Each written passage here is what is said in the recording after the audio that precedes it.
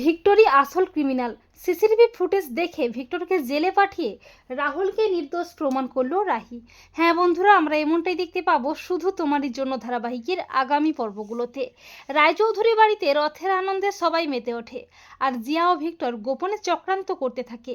তবে রাহি খুব ভালো করেই বুঝতে পারে জিয়া ও ভিক্টরি চক্রান্ত করে রাহুলকে ফাঁসিয়েছে।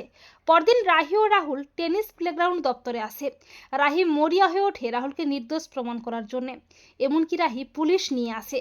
রাহি বলে, আমি আজকে এই মুহূর্তে ড্রেসিং রুম, করিডোর ও প্লেগ্রাউন্ডের সমস্ত জায়গার সিসিটিভি ফুটেজ চেক করতে চাই। এই বলে রাহি সিসিটিভি ফুটেজ চেক করে। ফুটেজে স্পষ্ট দেখা যায় ভিক্টর ছদ্মবেশে রাহুলের ড্রেসিং রুমে এসে রাহুলের জিনিসটা পাল্টে দিচ্ছে। রাহি বলে, তার মানে আমার সন্দেহটাই ঠিক। এরপর রাহি রুদ্রমূর্তি নিয়ে ভিক্টরকে আচ্ছা করে শায়েস্তা করে ঘাড় ধরে টানতে টানতে থানায় নিয়ে আসে। সিসিটিভি ফুটেজ দেখিয়ে ভিক্টরের কুচক্রান্ত সবার সামনে আনে রাহি। রাহি বলে, এই শয়তানটাই রাহুলের ড্রিঙ্কসে অ্যালকোহল মিশিয়েছে।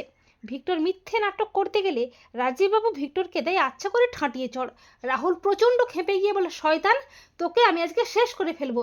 রাহি বলে, মাথা ঠান্ডা করো রাহুল, ছুঁচো মেরে হাত গন্ধ করো না। ওর মতো ক্রিমিনালের উপযুক্ত জায়গা হলো জেল।